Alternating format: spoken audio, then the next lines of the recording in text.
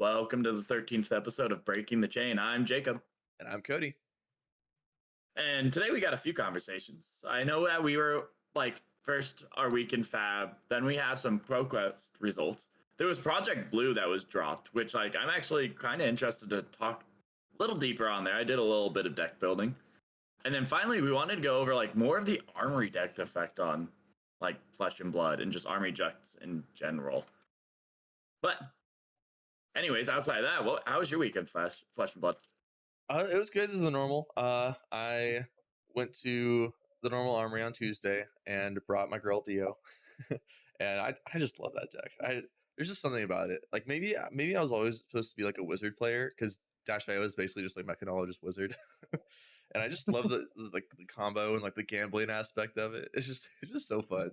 Just finding a win out of nowhere, scrapping together once you're running out of deck, just finding the win right on the last handful of cards to get there. And there's just so many fun aspects about that deck. I feel like it's really not it's funny because it's definitely not. I thought it was gonna be worse in this meta. I thought there was gonna be a lot more guardians, and Florian's arguably a guardian, so there are more guardians, but I don't know. I feel like Dash.io is actually not as bad as I thought she would be right now. But anyway, long story short, played Dash.io at an Armory and had a lot of fun. I'm interested to see if Aurora going, people take out more D-Reacts, and if Dash.io gets better, gets more polarized, better into a lot of matchups, but worse because there's more. I don't know if there's going to be more Guardian, but more Florian at least. Yeah, we'll definitely talk about that after the meta game. But how was your week in Flesh and Blood? Unfortunately, I wasn't really able to get out to play any Flesh and Blood. I've done a lot of actually deck building on the back end. I built a CC Bolton deck. I've built some. Ooh. Yeah, CC Bolton? I've done a lot of. Who are you?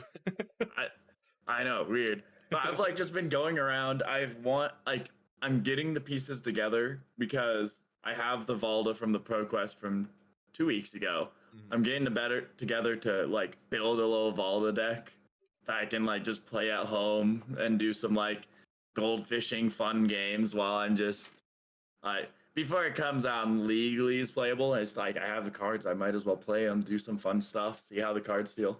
When is she legally playable? Do you know? June 6th. June 6th. Okay.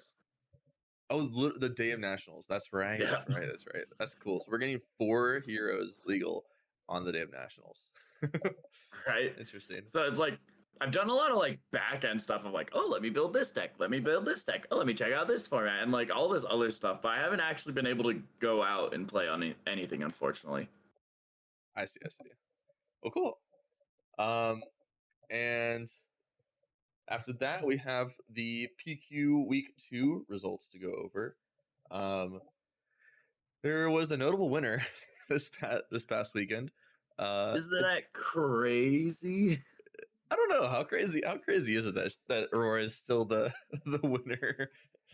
I feel like it was expected. I don't know. A lot of people were surprised that I think people just weren't ready for the amount of games that happened last weekend, more so than Aurora being the number 1 deck, right? Because the previous week, I think with Aurora with Aurora being the top deck, I think it was 25 wins. And this week she got 47 wins, and she's still about the same amount of the pie. And so there were just I think there were about twice as many PQs this past weekend compared to the first week. Right, it's just crazy to me because I don't remember a hero earning this many living legend points in such a short span since Starvo, which is crazy to me. It is a lot, and I've been listening to some other podcasts talking about it. How because she came out in so a little bit of context. Aurora is now at 914 living legend points, and she's gained 544 of those points during the hunted season. So the majority of her points she's gotten in the past. When did hunted come out? 3 months ago. Came out end of January, right? Something like that, yeah. Maybe about 3 months ago. Yeah, maybe 3. Yeah, and she's gotten sounds all right. 540 points since then. And is about to LL, and it's a very like meteoric uh rise to the Mhm. living legend status. And this is notably ignoring that she barely missed a pro tour win and a calling win in London, right? And Worlds, she was Yeah. second place at too. Yeah. So yeah, she's also second place at Worlds. So this is actually somewhat slower than she could have been, right? Like she could have LL'd a lot sooner than this. Hmm. Um, and I think yeah, she's basically matching, like you said. Like what was Starvo's LL timing? Like how long did it take for him to LL? Wasn't it? Didn't Everfest come out at the beginning of the year and then he was LL'd by like June or July or something?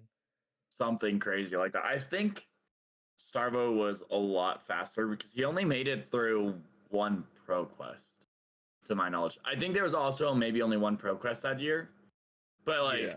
he only made it through one pro quest and then he LL'd like the calling right after that pro quest. Well, But no, he also it, wasn't it that like he LL'd and then he was alive for like an entire ProQuest season or something because of the way that they did LLs back in the day? yeah, because they would do LLs with the band announcements. Right.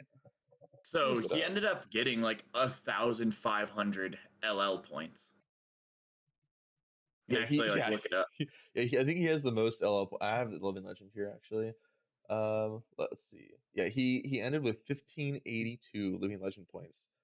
Uh, which is Yeah, crazy. yeah, because it was like it was whenever they would announce like the band announcement, or I think it might have been like after the ProQuest season, which I think was probably when the ban happened. Like the band announcements when that happened, but you had a whole season where he was already at 1,000 points, and then you had a ProQuest season with him still legal. So okay, I actually found his like Bravo's start of the show Living Legend page. And Mhm. so yeah, so this is funny. Let me see if this actually goes over exactly when he LL. February 4th and LL Yeah, June. so here he is. So oh, it's February 4th when Everfest came out. Yep. Yeah, so he came out February 4th. Michael Hamilton took down it looks like the call, but there was two callings or something on March 19th. Oh no, it's just one calling. I see it now. So like yeah, March 19th, Michael Hamilton took down a calling with him. April 24th. Anyway, long story short, he reached LL status on May 14th from a pro tour, right? Yeah, it looks like a pro tour is what put him in was what LL'd him on May 14th. And then yeah, you're counting Three how many months. weeks, right?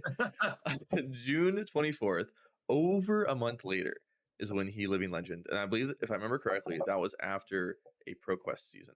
Just like how now we just Mm. had a pro tour, and then following that was a ProQuest season. I believe the same thing happened uh, back in 2022, where there was a pro tour in New Jersey, and he uh, there was a ProQuest season directly after. And so he LL'd at the Pro Tour and then was live for the entire ProQuest season following it, over a month.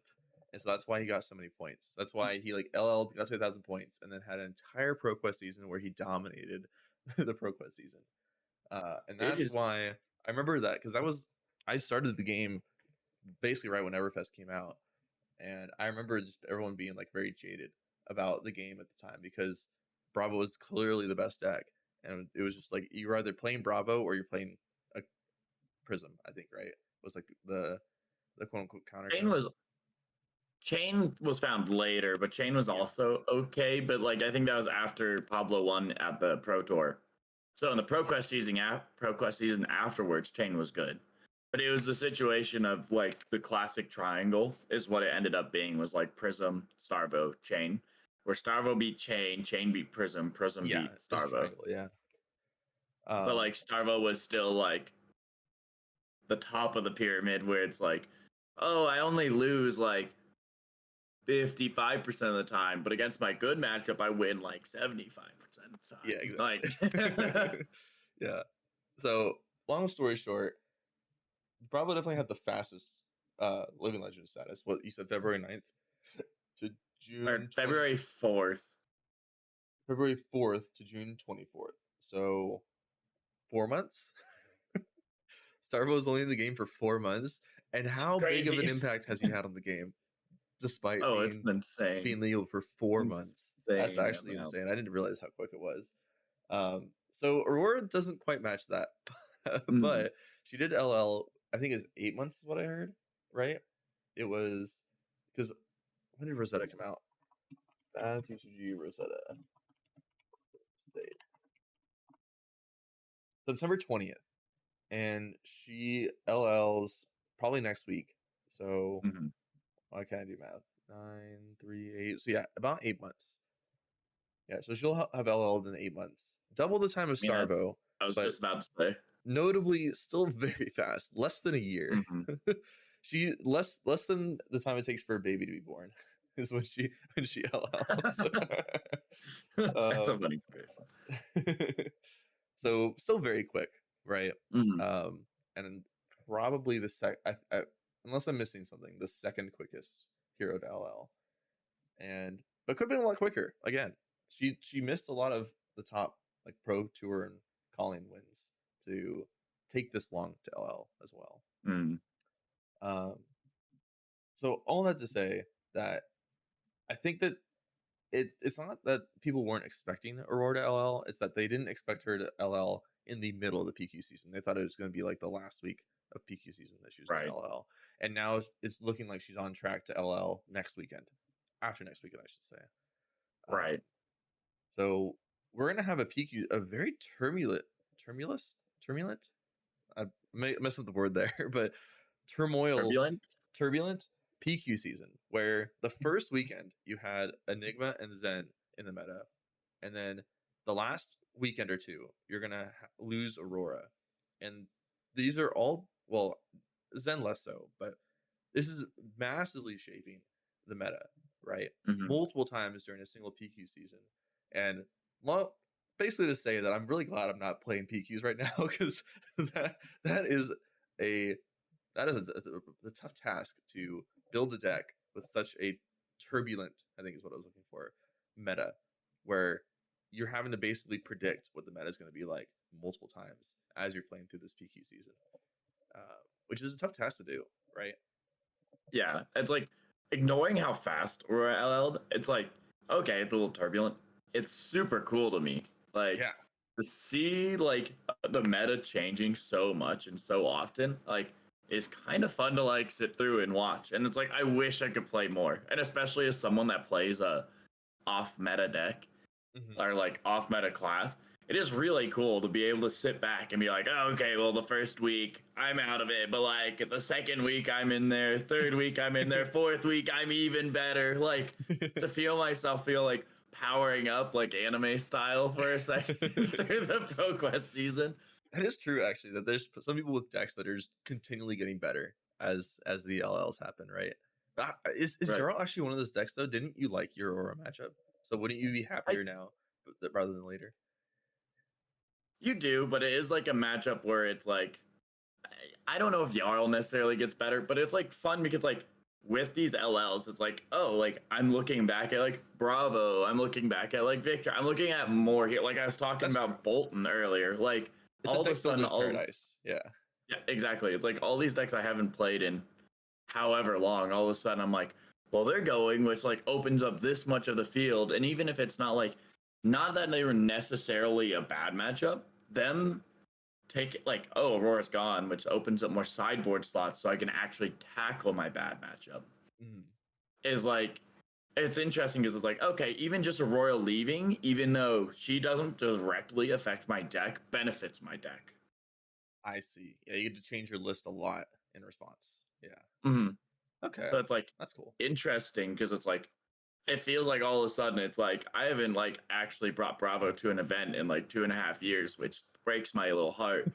But it's like I'm looking at Bravo right now and I'm like, is it the time? Do I bring him back out of the woodworks and not CYB? I know that's the big thing, but like I've seen some Bravo wins on CYB, which is also congratulations to those Bravos. Yeah. But Actually, how many there are?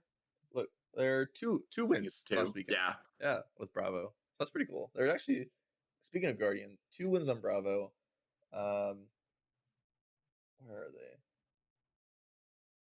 Jarl got, where Why is can't I it? see him? Oh, there he is. 6 wins on Jarl, Yeah, 6 wins on and I Jarl. think 2 wins on Victor. Looks like it, yeah. Yep, yeah, 2 wins on Victor. This is like the best week Guardians had since Mistveil entered the meta. That's funny. And they're like still way down there.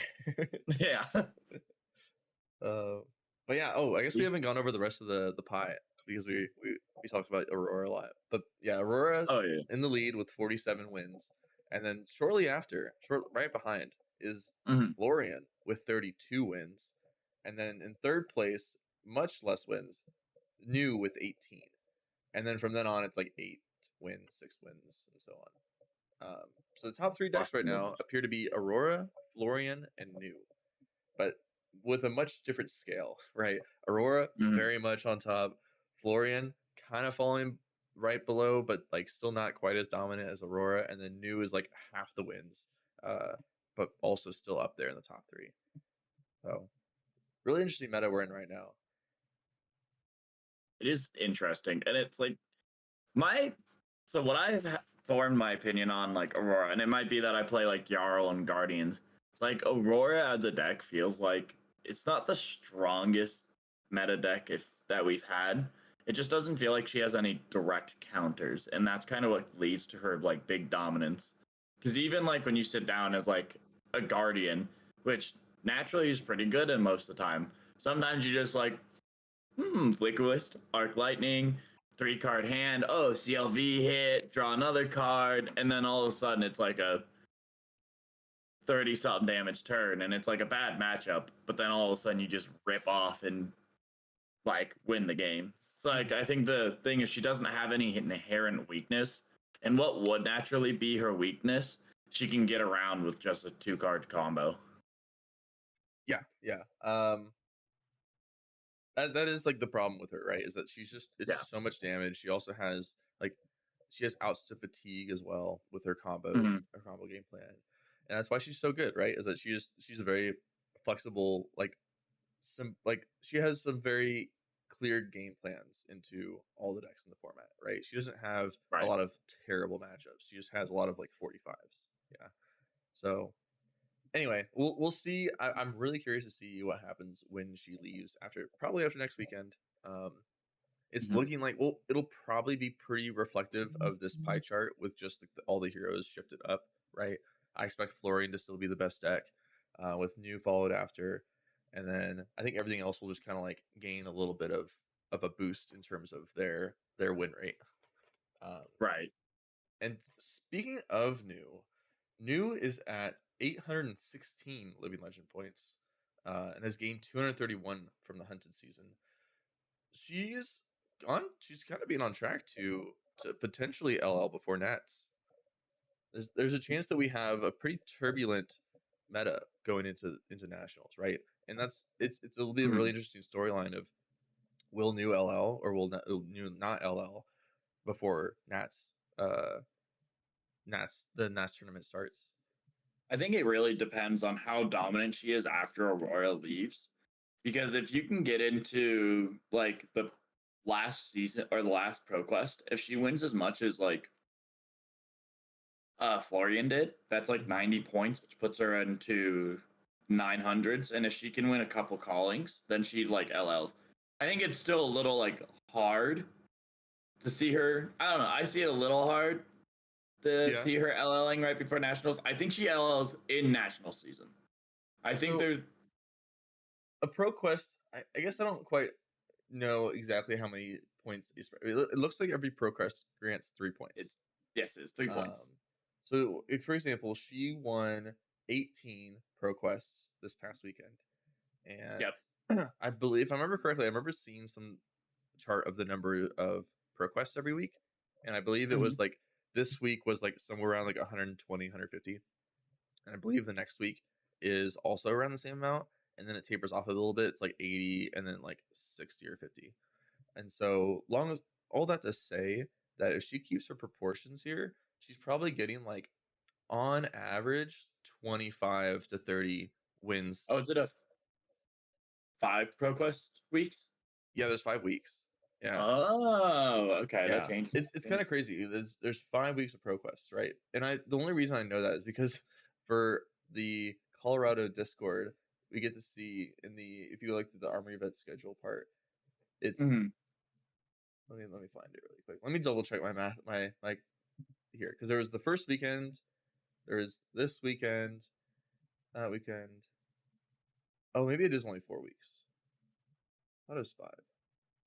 April 19th weekend, April 26th weekend, May 3rd weekend, May 10th weekend. Okay, sorry. It's 4. It's 4 weeks. I thought it was 5 for some reason. So I guess there is only 2 more weekends, 2 more weeks of ProQuest. So then if she gets roughly 25, that's 50 times 3 is 150 points. That puts her at 900 and roughly 950 points is the like projected, at least my projected um end LL count for new. So she just needs to win 1 calling or 2 battle hearts, and then she LLs Actually, before nationals. I see one. I see some ProQuests are happening on the weekend of May 17th and May 18th. Okay, I thought I saw that. I thought Okay, I'd it seen might that. just not be in Colorado. Maybe. Hold on, I can see here. Okay, yeah. The window is April 19th to May 18th. So yeah, there can be a 5th week. There's just none in Colorado. That's what it was. Okay, I think there was one in Colorado, and then they moved their date up, and that's why I originally saw 5 weeks. So yeah. All right, so that there makes is a sense. 5th week. There's a 5th week. So if she wins 25 on that last week, which there's gonna be a lot less events, so maybe not. But then that means that she only needs to win 1 battle hardened to LL before nationals. And I believe there's on average like there's like 1.5 or sorry, there's like almost a battle hardened or calling every weekend up until nationals, if I remember correctly. There's a lot Oh, of really? events happening. Um, so she has a lot Makes of sense. They like to opportunities to do. LL. Yeah, they like to do a lot of big events going up into like the big seasons. I think the game's just growing is really what it is. It is Um, growing. like if you look at this week's pie chart and how there's like 100 and some odd, like 125 to 150 pro quests happening in one weekend, that's a lot. That's a It's a lot of pro lot. quests. It's really, really cool. Game is definitely growing, but yeah. So I think we're gonna lose new before nationals at this pace. Long story short, but I'll have to get ready. yeah. I, as a Um, Guardian player, we can only pray, and then we'll finally be free. But finally be free. I don't think it'll be interesting for the game if new alls, and then MST is just gone for good. right, Well, I say for good he until MST 2. comes back. Yeah, Yeah. But yeah, it's interesting and to see a whole set go so quick. But I mean, it's like a year at this point, yeah, it's been long enough for a set to go. I think it's fine. especially probably one of the most dominant sets Flesh and Blood has ever released. Yeah, yeah. We'll see if that happens again. It probably will just naturally in some time in Mhm. the future, but I'm not sure. We'll see how they handle that. But with that, would you like to start talking about Project Blue, the new Legend Story Labs game mode that is being debuted in New Zealand this summer? Actually, I think it's like in a few weeks or something, right? So I'm sure it is. It was actually really weird for me because I was talking to you earlier, but it was like it took me a few days to find what it is or find out what like the format is because I heard about it and I heard rumblings and I heard people like created my new Project Blue deck and I'm like, what does that mean? I'm like scrolling through social media and I'm like, I have no idea what anyone's talking about. Project Blue. And then Yeah. I saw like a band list somewhere. I'm like, what a weird band list. Like, this doesn't make any sense. And then I finally like a couple days ago saw like Mansant's video on like what is Project Blue? And I'm like, oh, okay, this is like much better. Like I have an understanding. I'm like, it's actually like kind of cool in its own respect. It's like if you know Clash, it's like Clash Mini. It Yeah, feels like yeah. It, and I'll talk about that in a second. But yeah, keep going. yeah, it's like feels like Clash Mini, which is kind of interesting in its own right. But it's like I'm excited. So like to explain what Project Blue is, so like people that are lost like I was, it is a format where only commons and rares are legal. And it's young heroes, so it's like a blitz format. And the interesting thing about it is there's a like banned form or like a lot of banned cards, and it's like CYB. It is Sink Below, Fate Foreseen. A lot of like the 0 for 4s are banned. So it's like here, let me see if I can find the band I list. actually It's have the like ban weird. list here. I can go through it. Oh yeah, Um, go ahead through it. yeah. So I guess also to note before I say this that the common and rare restriction is also applied to the heroes. So you actually can't play. I know for a fact Prism Advent and Thrones you can't play it. That's a majestic young hero. So you Oh, actually I can't did play not her. I know don't that. know how many others there are, but I know that's one of them. And then yeah, it's a 55 card deck. You present a 40 card deck, 2 copies of each card, just like Blitz. Um, and the ban list is there's actually a vision. Oh no, never mind.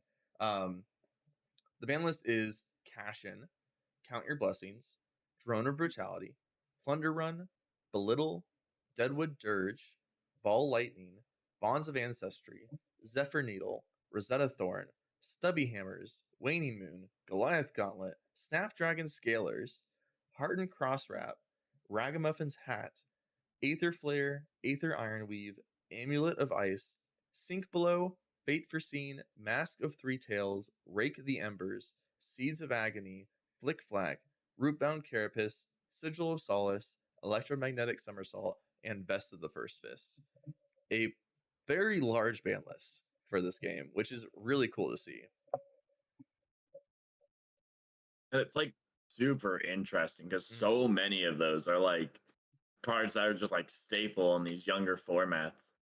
I think the biggest thing I take note about this ban list is that they clearly tested the game mode a lot before they released this, before they made this event. Like there's a lot of cards in here that like they clearly tested some decks and were like, yeah, this deck is too strong. Let's cut a power card. Like for example, Rake the Embers for Dromai, or Ragamuffin's Hat for Kano, or Deadwood Dirge for Runeblade Heroes. Like they really went and tested a lot of these Mhm. different decks, figured out what was strong about them, and cut that card so that they try to make the most balanced format they could, which is very promising for the success of the game mode. I also find it so interesting that they took out like Fate, Sync, a lot of those like generic, like just staples that go in every single hero. Mm-hmm. It like that feels like it's such an insanely different format that like in that regard because like you can go from commoner all the way up to living legend and you'll find sync belows in every single list. Yeah, Like exactly. it's like no like there's a sync below everywhere, but like to go into like this one, you like take sync belows out and it's like I was building some deck lists. I'm like, this is insane, like an insane kind of like deck building thing because I'm like looking Mhm. at so many cards and like just rebuilding so many decks. Yeah. Go through your deck building process. You mentioned you were doing that just before we started recording. Yeah, so to surprise nobody, I was building a Bravo Project Blue deck, I'm of surprised. course. Yeah, but it's like going through and it's like it was so interesting because you don't have any of like Bravo's staple cards. Like you don't have any of his majestics, obviously. You don't have the super rares to help fill out the deck. So like you're going in and dipping into a lot of cards that like I like would never use because they're not insanely powerful. But it's like, oh, okay, well, I was like, Concuss could be really good as like a disruption card with the like hard knuckles that were in I forget his name, the Earth Guardian. Hard The knuckles. yeah, hard knuckle. It's when you play an attack action card, you can destroy this. If you do, it gets +1. So you Oh, play it on like you just play concuss for 7 from on Terra. hit discard. Yeah, Terra, thank you. But it's like there's a lot of cards that like normally I wouldn't be looking at as like cards that might be able to go into the deck. Like Evasive Leap is like one of your strongest defense reactions. It gives it a purpose. Yeah. It's just a 0 for 3 block defense reaction. You go down, you have like Springboard Somersault, which is super cool, but you have to arsenal it to get the 0 for 4. Mhm. You have Lay Low, but if you face like anyone that marks you, all of a sudden you cannot play it. You have Dodge, which is a blue 0 for 2. You have Put into Context, which is a 0 for 3, but only can defend attacks with 3 or less base. So like if you run into a Conditional. Guardian or anything that throws like anything somewhat like big at you, all of a sudden you're going to get defended with a like you can't play that card. Mhm. It's like all these like staple kind of like play styles like with reactions, defense reactions are like so much weaker. It's so interesting to me. Yeah, It's that was like the first thing I noticed was that, or that I thought of was that there's a lot less D-Reacts in this game mode. Um, which, and then I thought like, like naturally my thought process was like, oh, does that make, dominate and overpower and stuff stronger? And then I thought about, Bravo and Betsy, and came to your conclusion of like, wait, we're missing all these power cards. Same with Azuri. Like Azuri, you get the effect and you can probably often hit, but what are you hit with when you're losing all these more impactful attacks like Command and Conquer and Shakedown, right? So it's really interesting format of like thinking like, okay, how do you approach it, knowing or considering all these cards that are banned that are normally staples, right? mm, And are there certain decks that are just like much more powerful in this type of format? And I don't know, the deck building just seems so fun to me for this type of format. yeah, it is so cool. Like just going through and building this Bravo deck. Like all of a sudden I'm like, do I put in Slogism as my blue count? Do I put in like I'm looking at it in Bolden as a 4-cost 3 block like if I draw an all blue hand, well at least I can play it. Like Yeah. it is so cool to like be going through this and like, oh, like, well, my best defense reaction is Evasive Leap and Unmovable. Like it's Yeah. it is so cool. Like I'm having so much fun going through this and being like, I still have like some power cards. Like, oh, Macho Grande is still there. That's still an insane card. Oh, yeah. That's cool. But that's like your strongest card. It's Yeah. so cool. And I'm having so much fun just going through it and being like, oh, okay, like, well, I can't play my normal strategy, and like maybe I don't need as many blues because I don't have as many big attacks in the deck. But it's like at the same time, like maybe my blues can be a lot of like really weird, Mm. like weird non-attack cards that you normally can't play, like Embolden, Slogism, or like because you don't have like Tunic and you're not gonna be able like you still have Pummel in here, I think. Was that on the I ban think list? so. I don't think it was in the ban list. So you still have Pummel, which is sick for me. Uh, Yeah, for you. you, yeah, for me.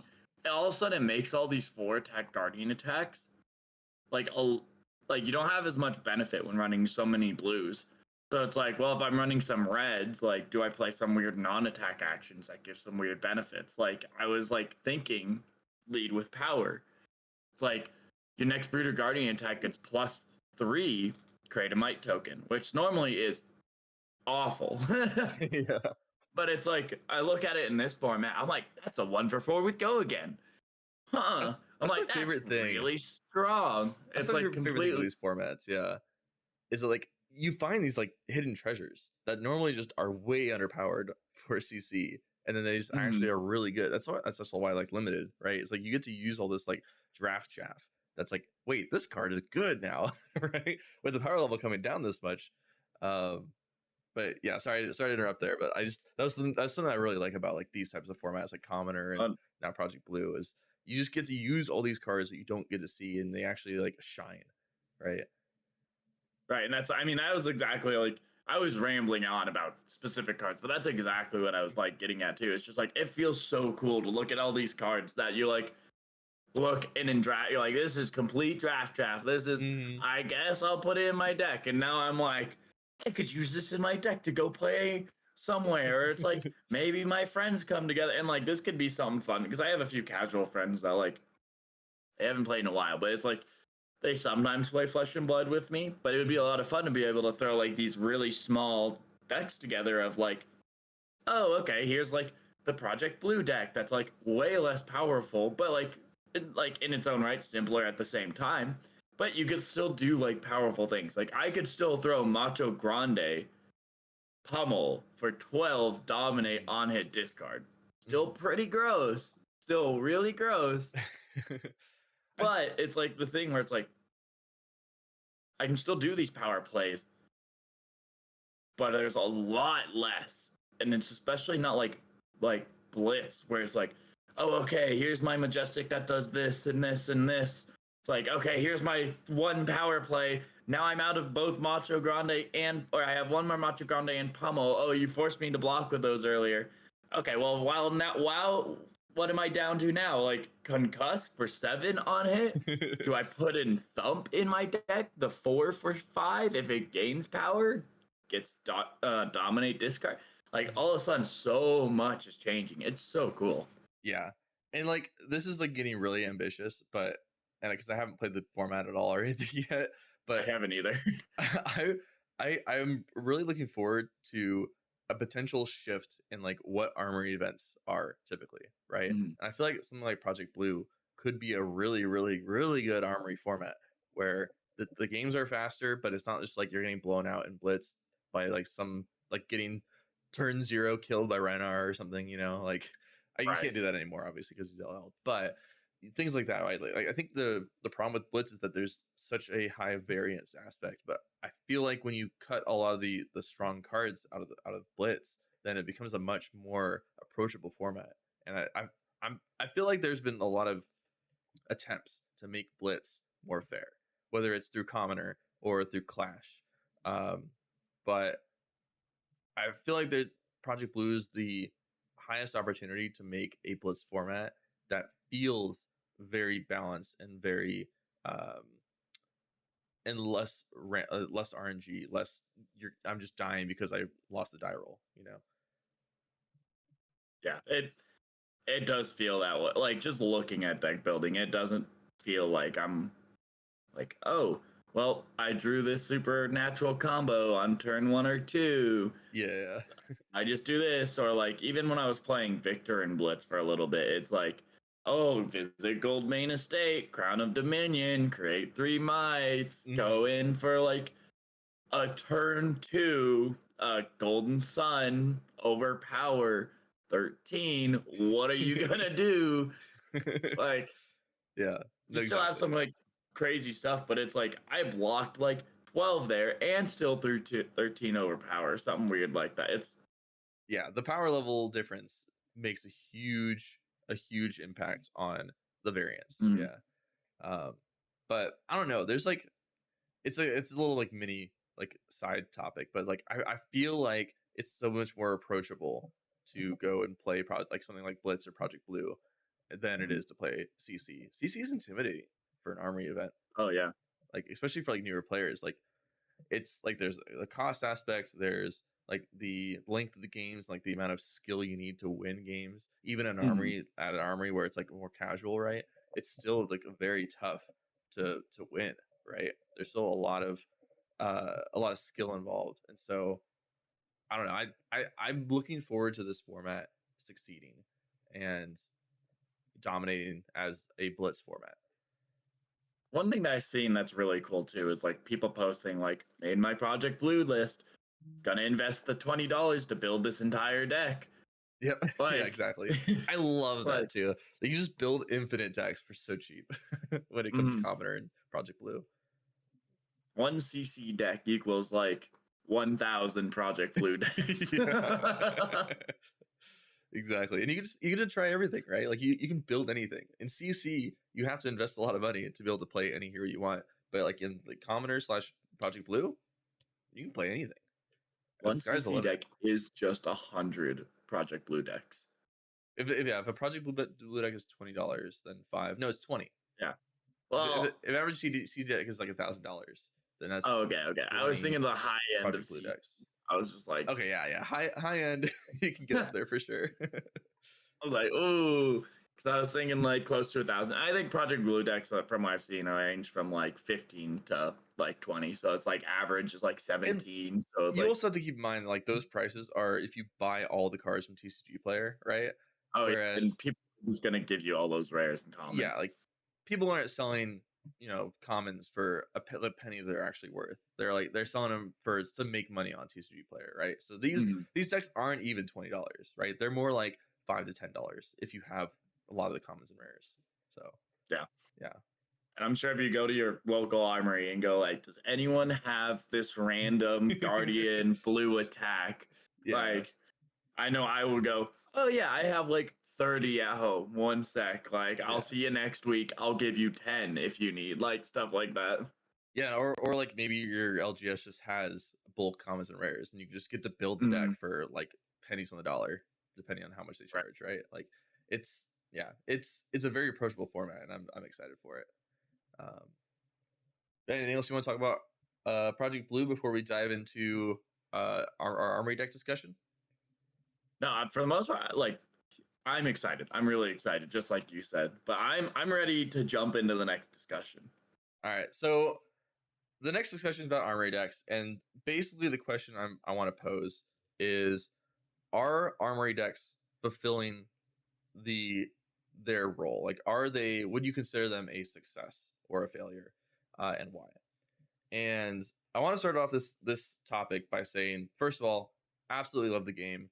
There's so many right things happening with the game than wrong things. So even though like this is like a criticism, it is a minimal criticism. No, it's a nitpicky thing, right? Compared to the overall game. So just starting there. But long story short, my opinion is that Armory decks are not fulfilling the role that they should. And I'm going to go into why, but I want to first start off with, because you mentioned that you've actually gone through the new player experience with the Armory deck.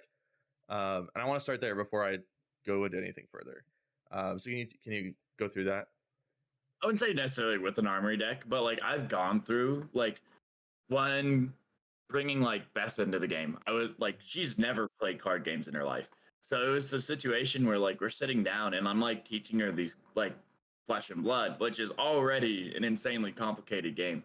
So it's like it gave me a different perspective on like the like new player experience, because like we originally sat down with like the first strike decks and like, okay, well, let's just teach you a lot of the simple interactions.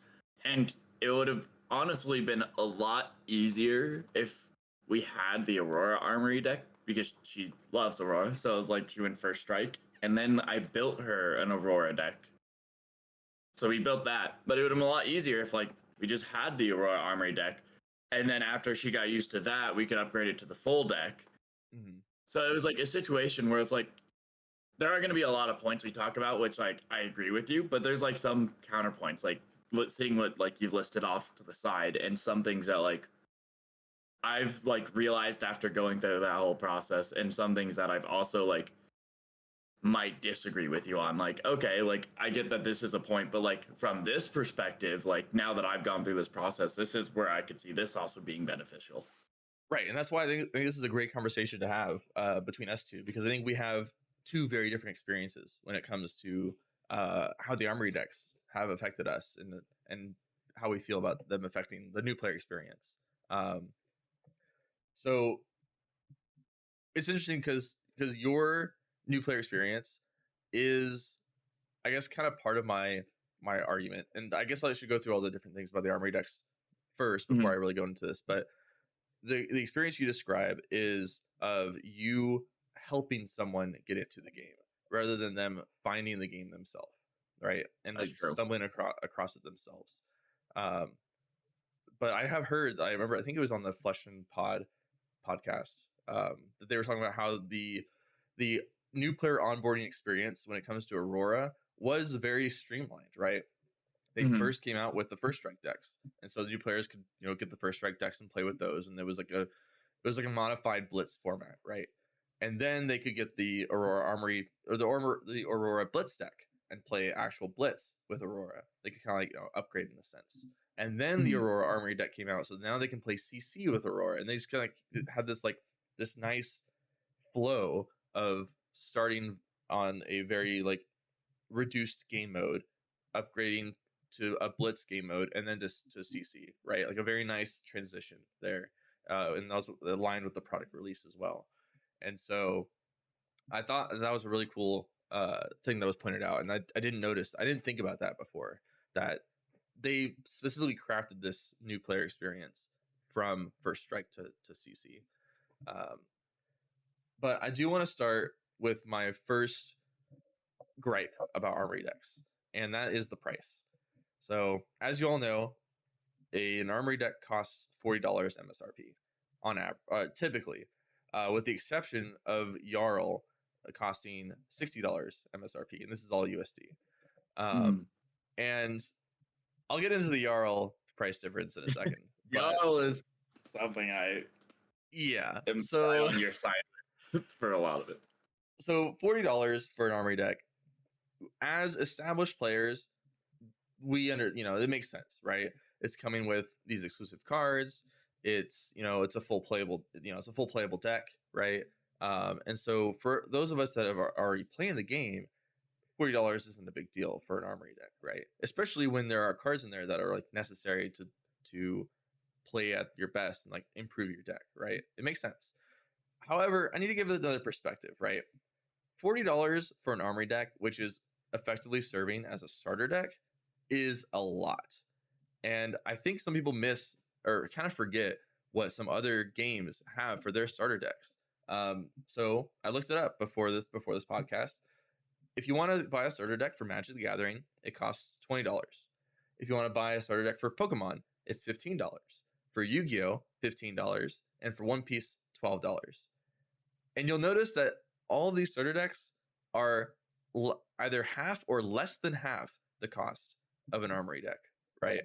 So when someone walks into their LGS and they're maybe thinking about picking up a card game, and they see a shelf that has starter decks from all of these games on there, and they see a starter deck for Flesh and Blood, and it's more than double the price of the other starter decks for other games, which one do you think they're going to pick if they're just looking to play a card game and just bring a deck home to play with their friend or something? Are they going to buy two Armory decks and spend $80, or are they going to buy two Yu-Gi-Oh decks and spend $30, right? So that's the biggest miss for me initially, is that these Armory decks are not cheap. They are not a great entry price to get into the game, right? They are, for the people that don't know about Flesh and Blood and they don't already know about the game. They're just walking to the store, and maybe the LGS owner is really familiar with the game and is trying to convince people to play it. And then they say, "Oh, this is a good place to start," and it's $40. That's a bit of a tougher sell to get someone into the game, right? And Right. compared to where it's how much do you want to spend to try this game? Do you want to spend $15 or $40? It's a big difference. And LSS used to sell individual Blitz decks, and those cost $10, and that was great, right? I know a lot of especially early on, I know a lot of people that would just stumble into the store and buy a Blitz deck and try out the game. It was perfect, right? People would try out the game. I remember someone bought a Drumeye deck, Blitz deck, and we were helping them upgrade their deck, just giving them the rare dragons to upgrade it with, because for some reason just didn't come with dragons. I still don't really understand that. But the Drumeye Blitz deck didn't have dragons, so we would just hand them dragons, be like, hey, swap out some cards for these, and you'll have a much better time, right? And it was Blitz decks were such a cheap and easy way to dip your toes into the game, right? And they do still have that, right? A lot of stores will still have the old Blitz decks. I think they reprinted some of the original heroes, right? Like Bravo and Reinar. I think they did they're some reprints. history pack Blitz decks. History pack Blitz decks, exactly. But that was forever ago. Not all the stores are going to have those.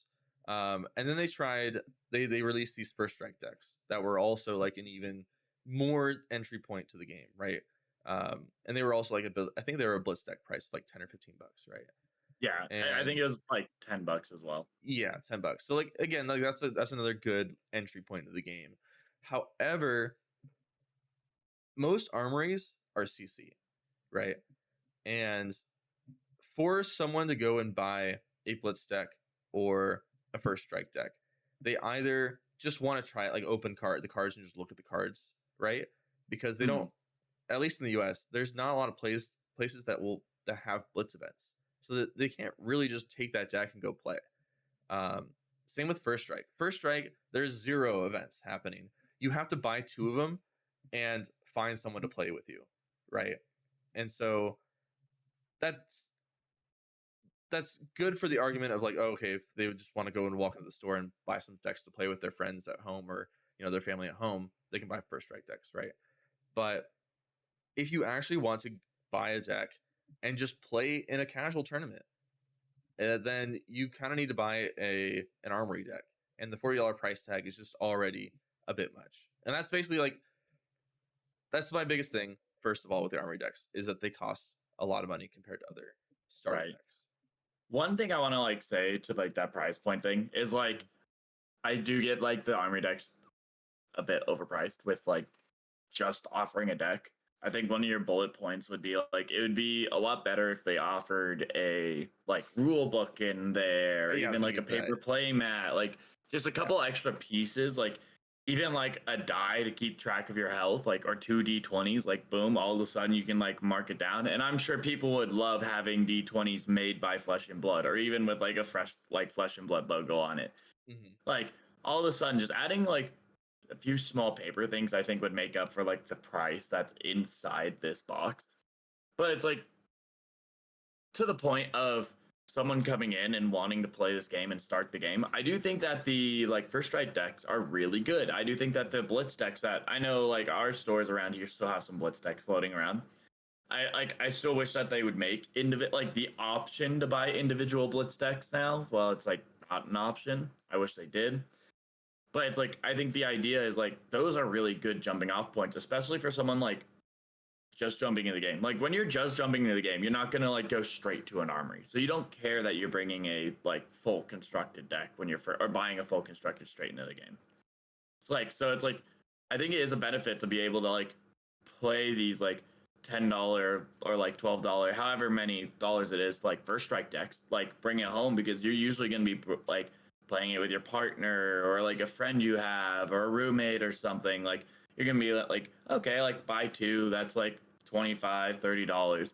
I'll bring it home, play those out. That was a ton of fun. I it's like, okay, like I actually am starting to really enjoy this game. And then you move over and you're like, what's the next level? And then you jump to the armory deck.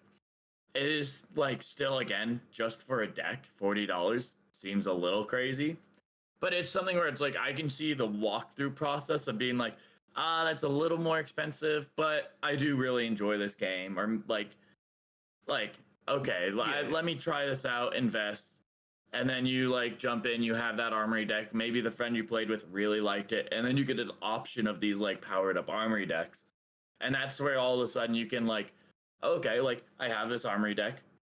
I can jump in, play at this armory, and maybe if I'm liking the game and want to keep going at these armories, move from kitchen table to actually playing with like a community.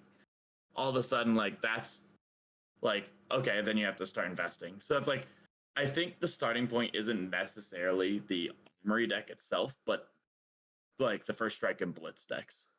So, and I get that. I think that's the intention of LSS, right? I think it's that Yes. the armory decks aren't actually the initial starting point of getting into the game, right? Mm-hmm. Um, and I think that's something that I want to challenge, right? And it's something Right. actually I didn't put in the notes, but I just thought of is that if you look at how other games onboard players, a lot of times what they do is with every set release, they release starter decks that pair with that set, right? So like for example, if it was like Pokemon, then they release a new set and they release starter decks that pair with the set.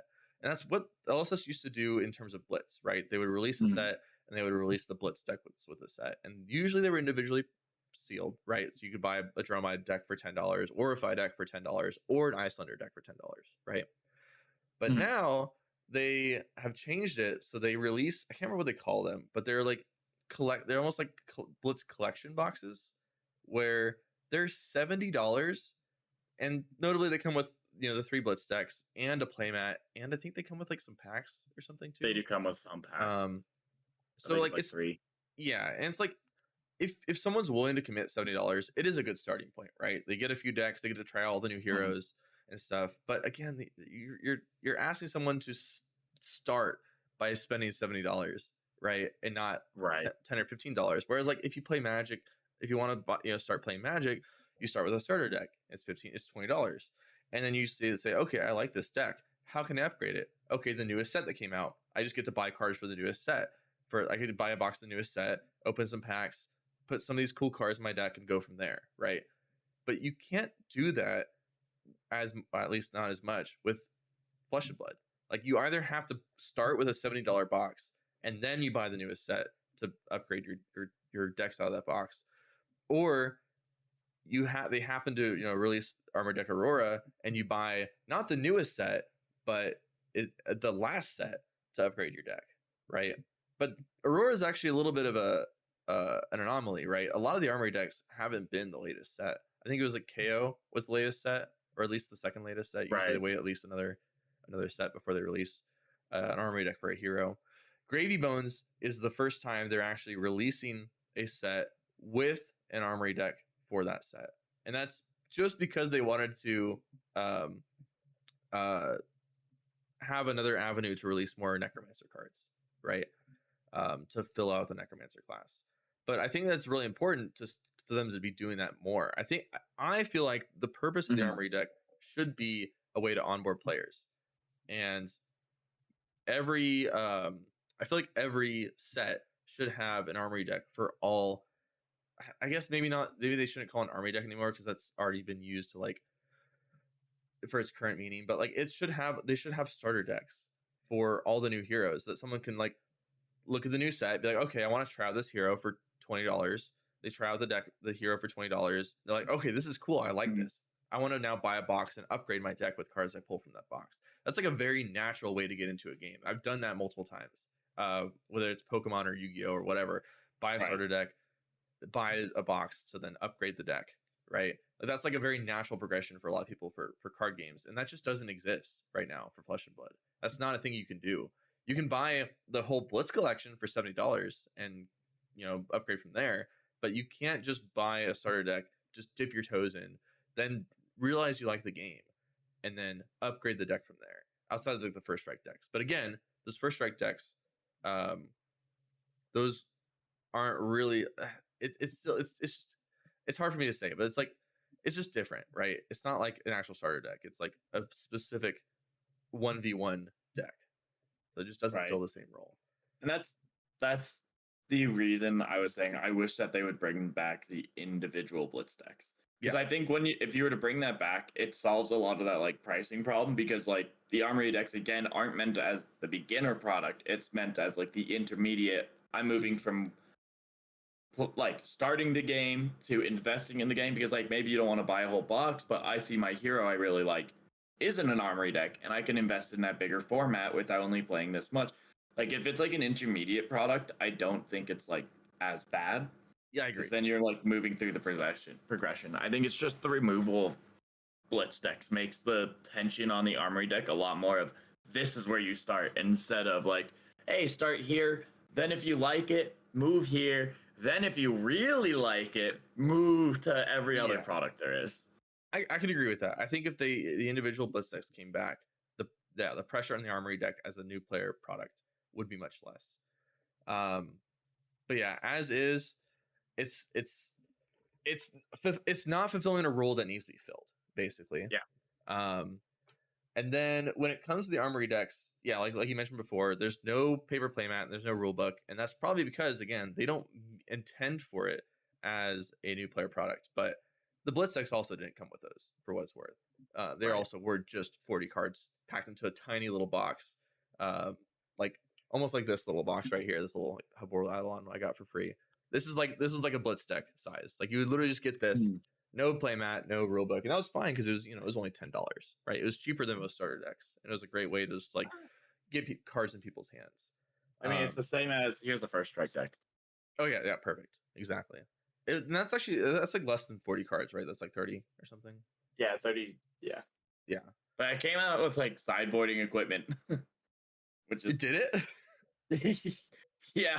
Wait, I didn't know that. It came with sideboarding Yeah. equipment? Yeah, so the first strike decks came with a couple extra sideboard equipment, which is That's really interesting. funny to me. I didn't know that. Like they're really simple. It's Spell Fray and the But wait, they're only built to Spell Fray. play against one of their deck. Why is there a Well, sideboard? so the idea is if you're Aurora versus Aurora, you can have a Spell Oh, Fray to block Arcane. If you're Terra versus Terra, you don't need the Arcane barrier. I And see. they're still super simple. It's not like super complicated equipment you get in Armory decks. They're simple. Like it's prevent 1 damage or deal 1 extra damage or block a damage. So it's because it's Right. battle worn as well. So it's like block a damage, arcane or physical, and it's easy to be able to be like, oh, you're playing Aurora, she does arcane damage, side in the arcane Aurora armor. Oh, you're playing Terra, side in. It's a lot easier than going into like something we'll talk about later, especially with the Armory decks, like siding in equipment and sideboard there. Mhm. I see. That's interesting though. Yeah. It was just a funny thing I remembered when I brought this out. Yeah, because we haven't gotten to it yet, but another bullet is that there isn't a sideboard. And I know that was something Actually, that was talked about when the first Armory deck came out, Armory deck KO, that there was no sideboard. There was no arcane barrier. So if someone buys this KO Armory deck and they sit across from a Rune Blade, they can't AB at all. Like this is just not an option, right? And I I don't expect them necessarily to like put a full sideboard in an Armory deck, but I do think that there is an opportunity that's been missed in the Armory decks for one of the unique equipment pieces that they make to not have Arcane Barrier on it, right? I think that's like a very easy fix for these Armory decks to have a little bit more competition in terms, or like a little bit more, I guess not competition, but like playability in an Armory is for them to have just one AB printed on one of their equipment. And they don't have to make it anything special. It doesn't have to be a good equipment. It just needs to be an equipment that can AB and also do something.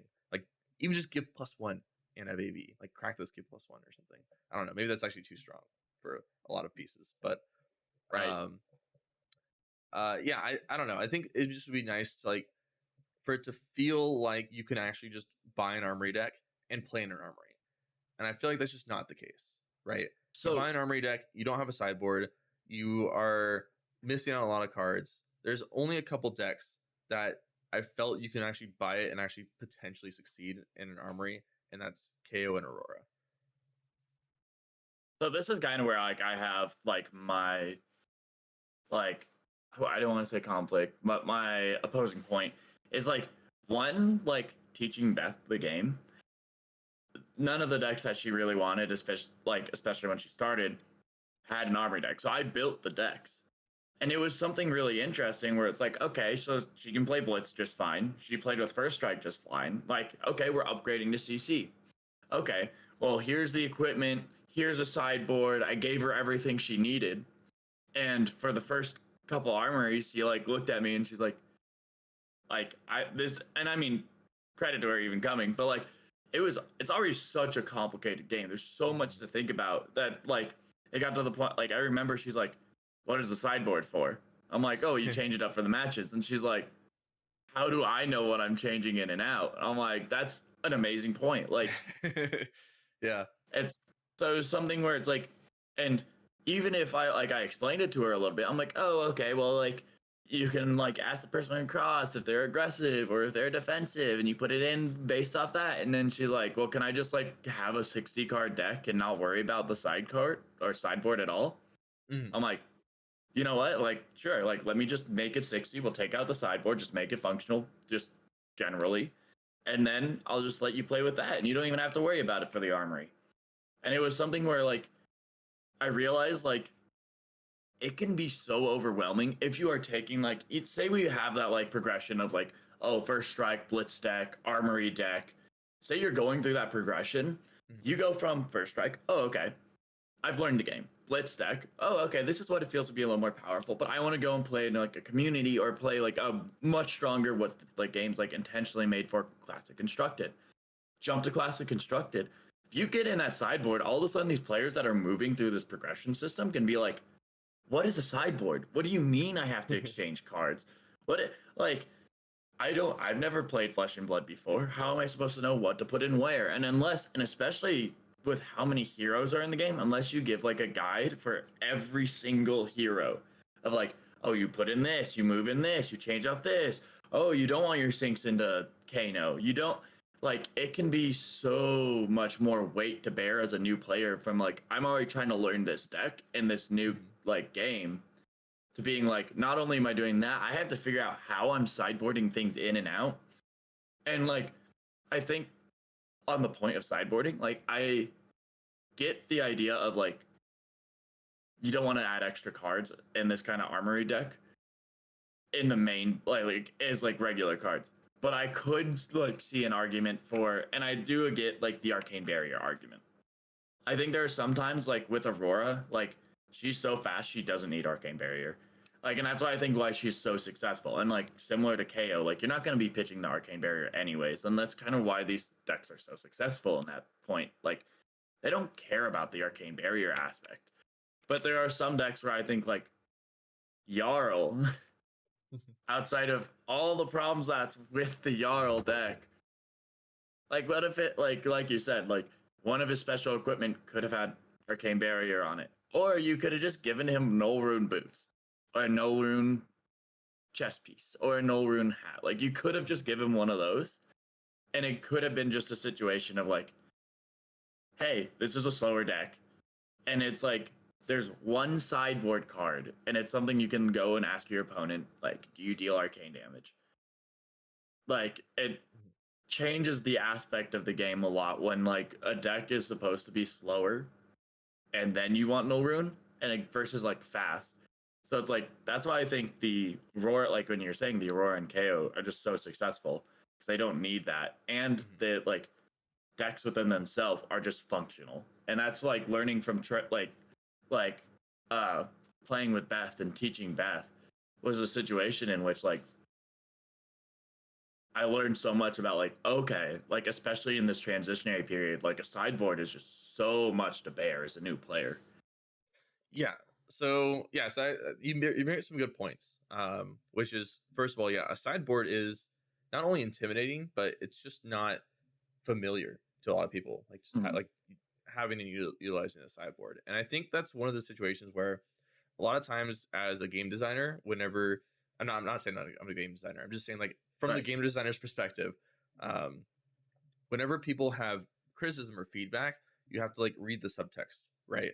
So like when Right. people complained about the KO deck not having a sideboard, it was really just saying, hey, if this person cues into Kano, which was still like a very popular deck at the time, not Mhm. very popular, but a common deck at the time. If they cue into Kano, they just die. Like there's nothing they Yeah. can do about it. And that was obviously like a sign of the times of like Kano actually being good. Um, but it was as a the designers of LSS should take note and say, okay, we don't need to add a sideboard to these decks. We just need to make it so that they don't just auto lose to a wizard or a rune blade, right? Yeah. And obviously against a rune blade, you don't, like you said, you don't always need arcane barrier if you're just aggressive enough. But some decks do. They want to, maybe Mhm. prevent the arcane or maybe stop not just die and not just have a not, no opportunity to to stop it, right? And I think that there was just some easy solutions that were missed, right? And like you Yeah. mentioned, even just including a null rune piece of equipment wouldn't have been that bad. But they could have taken it a little bit further and just done some sort of null rune with a blade break equipment, a blade break aspect, so that they can just run it in every matchup. If they don't need the AB, they just block with it. If they need the AB, then it's there, right? I think there's just like a Mhm. lot of potential opportunities to make the decks feel a little bit more like an actual armory deck instead of just like here's like a play deck that just has some cool stuff going on with it. Like there's been people like Yeah. at our armory that have bought the Jarl deck and have just played with the Jarl deck, and like they make a couple tweaks here and there because they've played with it for a little bit of time now. But there are people, new players, that will just buy an Armory deck and just play with that deck. That is a thing that Mm. happens. And for them not to have any sort of AB, for them to have like a deck with a ton of like draft chaff in it, basically, that just isn't really good. It just, I don't know. It further pushes, it further makes it look like to established players like me that these Armory decks aren't as much for newer players as they are an additional outlet to provide cards, right? Outside of the expansion slot. And we've had a couple of egregious examples of this with KO with the new chess piece and the blue card is like Run Roughshod or something like that. There's like the Oh blue yeah, 1 for yeah. 5. Yeah. Like KO, like, and then like Dash IO with Cerebellum Processor and Aurora with Skyward Serenade. Like, it's just, they're clearly putting overpowered cards in these decks for the experienced players to pick them up and for the experienced players to have to buy them and spend $40 on like 1 or 2 cards from the company, right? Like, Right. it just, and I know it's not like the primary intention, or at least I think it's not the primary intention of LSS, but it feels like a cash grab to me. It feels like they're just, here's a $40 product that has some cards that you have to buy if you want to play the best deck in the format, right? And there's a lot of times, it's now the third time with the Aurora Armory deck where they've released an Armory deck and it's made a deck, a current deck busted that either required needing bans or LLs, or the MST comes out and it just makes KO bad. Yeah. um, And like the argument on KO is I think they had the foresight of MST, and there were no real events when the KO deck came out. So I think it was like a situation of like I don't think they understood the uproar because of how good it looked, yeah, and then MST came out. But yeah, yeah. No, yeah. Clearly, like, they had a little bit more information. We didn't have the information they did, so that's why we weren't aware that KO was going to get a little bit worse. But to be fair, KO had a pro tour. Was it a pro tour or nationals?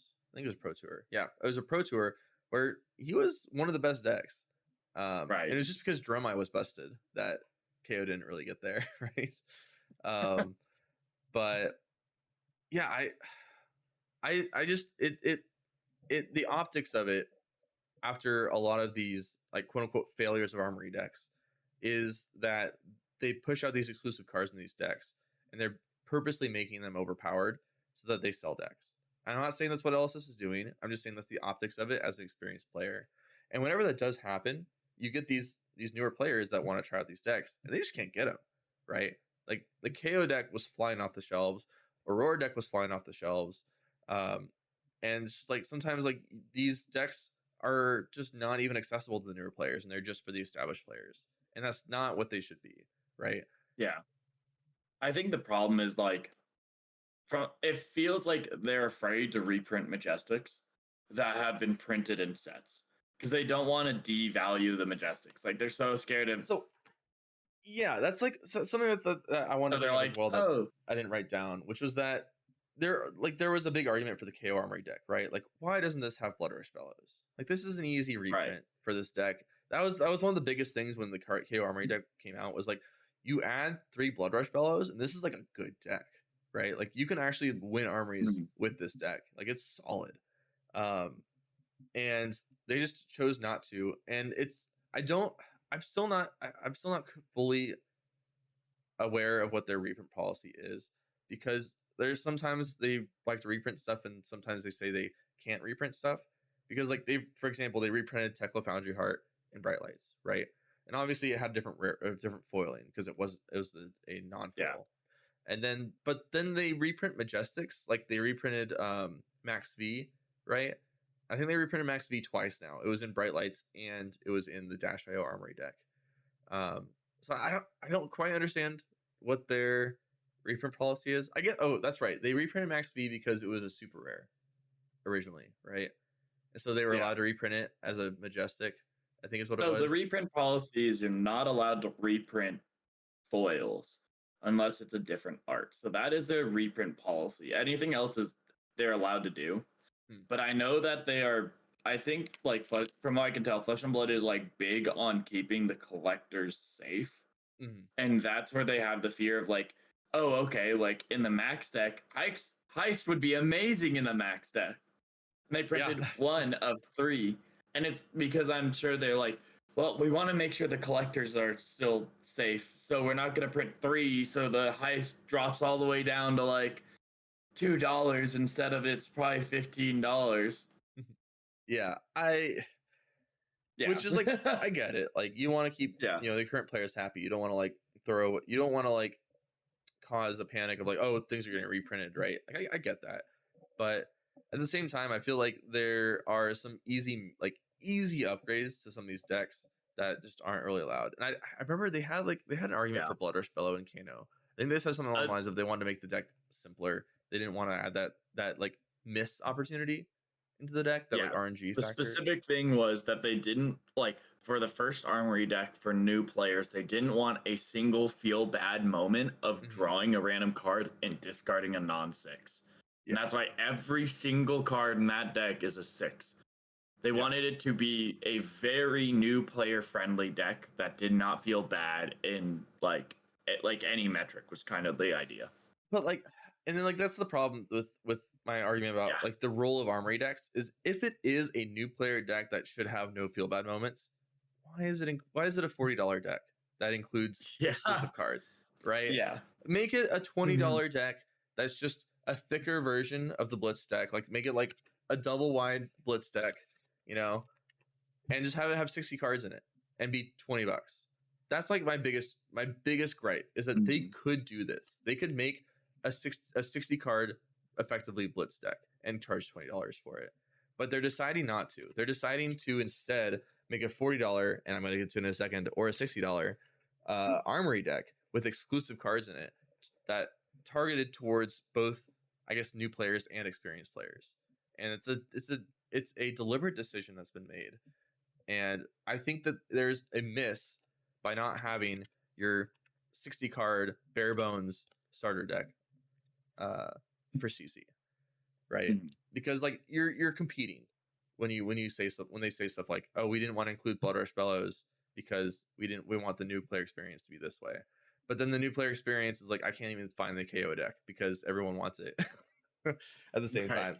They had this whole exclusivity thing too with it that I'm not even gonna get into. But the whole fact that they're limited print runs on all the Armory decks. And actually now I'm kind of curious. Let's see what a KO Armory deck costs right now on the secondary market. Because it's no longer in print. KO Armory deck.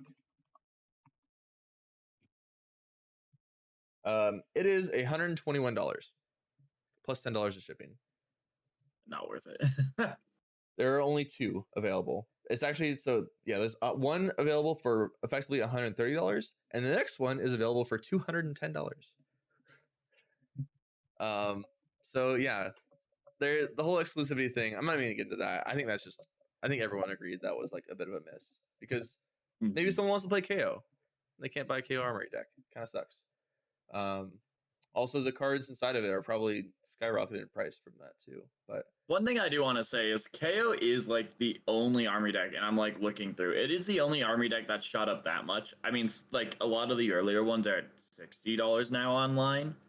Yeah, I mean it's the only, and that's like what I got to, like what I was saying before about the polarization of Armory decks. That some of them have like some clear hits and clear misses. Like KO is a clear hit, right? Like it's still a strong deck, right? That, and the Armory deck has exclusive cards you need to play a KO at its strongest power. And I would expect for Dash IO to get there too. Like that's the only way you can get Cerebellum Processor. And Dash IO is not the only deck that's going to be using the Cerebellum Processor. Puffin will almost certainly be using Cerebellum Processor too.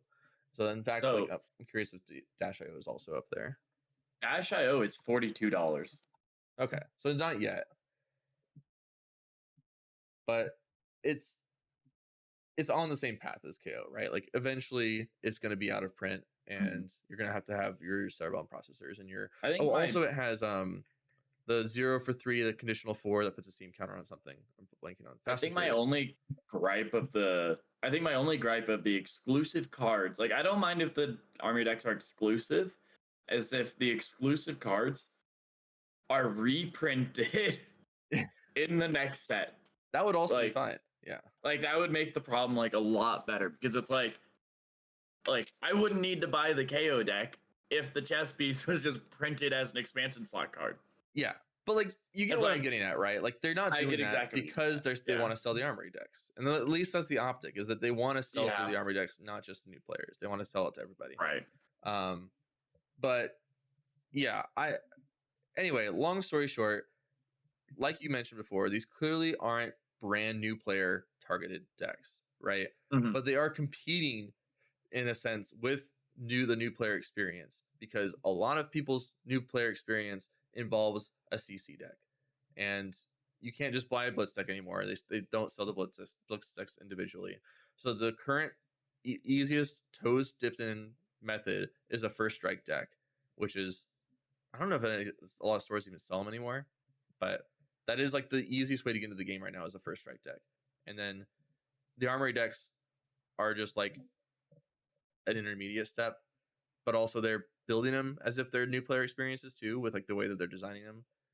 And Right. I don't know.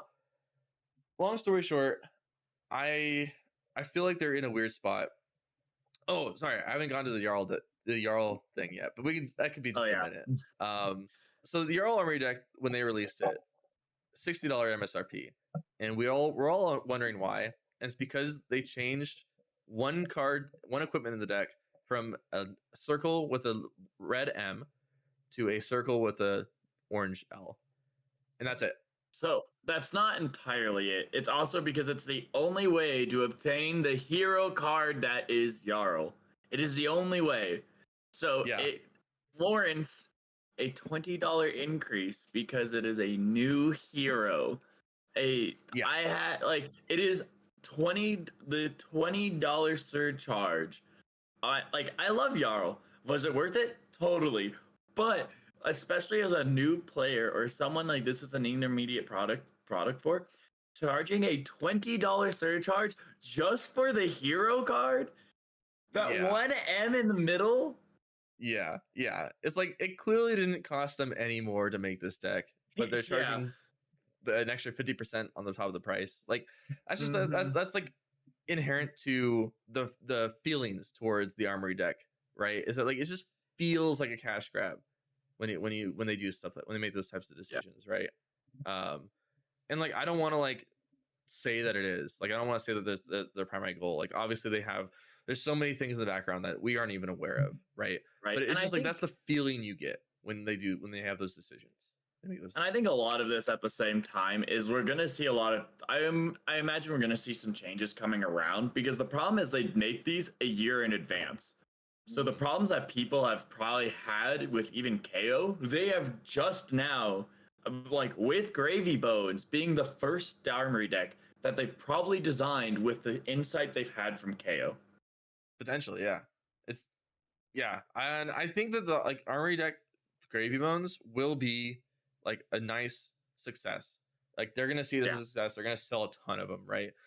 But we haven't seen the Armory deck yet, right? Like anybody who wants to play Gravy Bones is probably just gonna have to buy the Armory deck, even if they don't really need to, right? They're gonna spend $40 on one or two cards out of there because that's the only way they can play Gravy Bones. And then in the future, what's going to happen? People want to go back and play Gravy Bones now that he's like finally good, because he might not be good when he releases.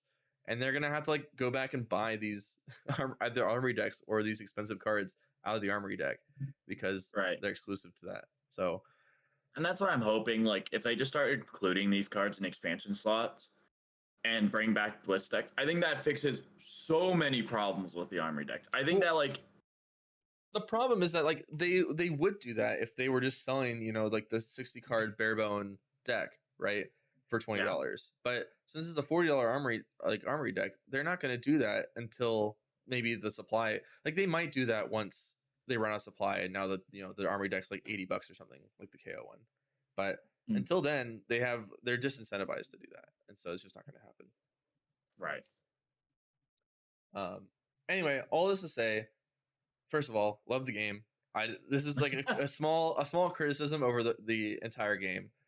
Just want to cap it with that. Like there's a small gripe, right? As an established player, I don't mind spending that money. I just wish that for new players, they weren't already bombarded with a high entry to pay, right? Like the game's already expensive enough for new players Right. to like look at and be like, oh, I need to buy 3 CNCs, I need to buy a tunic. Like Hmm. literally just this morning, there was someone asking for help on a Jarl deck in the Colorado Discord, and they just have a budget deck, and so they can't.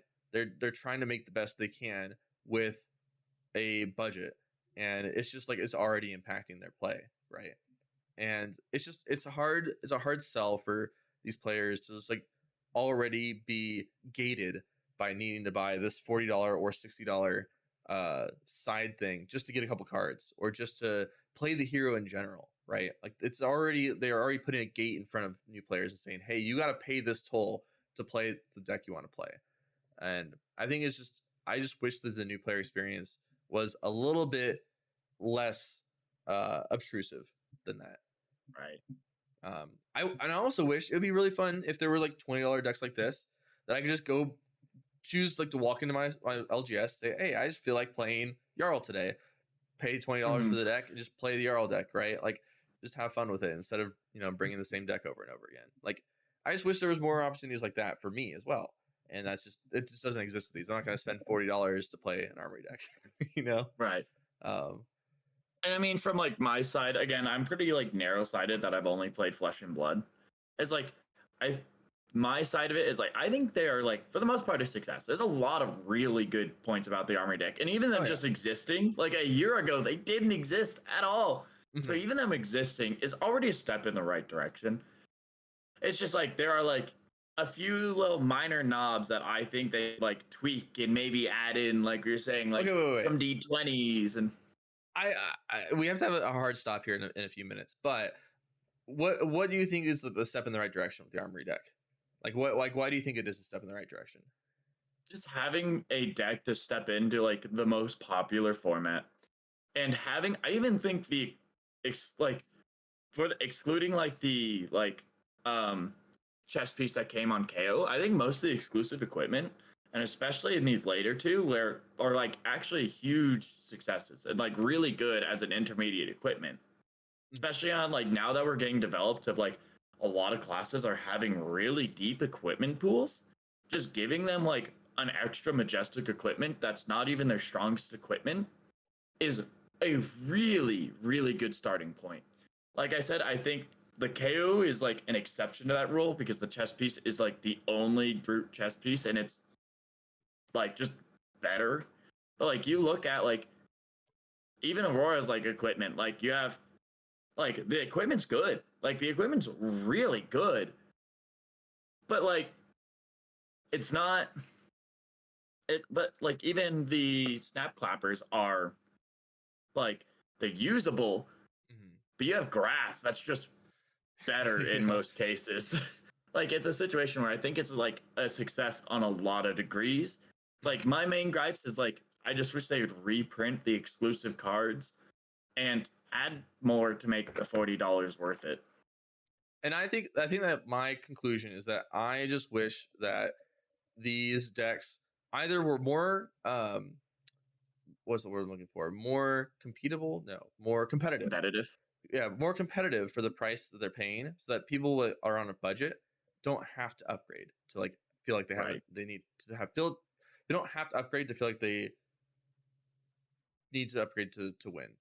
I'm blanking on my some of my words there, but They can basically, take just an armory deck and win and at least win a couple of games at their yeah. armory where it's Like like I don't want to have sometimes to you pick up like I don't want to have to like play across from someone on a Jarl Armory deck and be like, okay, I'm winning this game no matter what. Like like I don't want to do that. Like I want the new player to like have a chance with the Armory deck. Mhm. Obviously you can't like just reprint CNCs and stuff to make that happen, but like you can at least make it like a little bit more competitive in that sense, so that they aren't just like already stumbling, or go 0-3 their armory and then just like have a bad time. Like I wish that if at least if you're gonna make it $40, make it competitive, and if you're not gonna do that, make it a $20 deck so that it's just not as like much of a sink investment. um for new players right off the bat. So I think that's my conclusion is either make it so that the new players don't have to upgrade immediately to win their armories, or make it so that they are cheaper and not have exclusive cards. Yeah, again, want to cap it with love the game. Minor gripe. I just want to see it grow, and I want to see it grow really well, and that's I think one of the reasons why it isn't growing as well. Is the new player experience like that. But yeah, anything else you want to end with before we hop off? I think that's about it. I got everything I wanted out. All right. Well, Love the game as well, but yeah. With that, I'm Cody. And I'm Jacob. And thanks for watching and listening.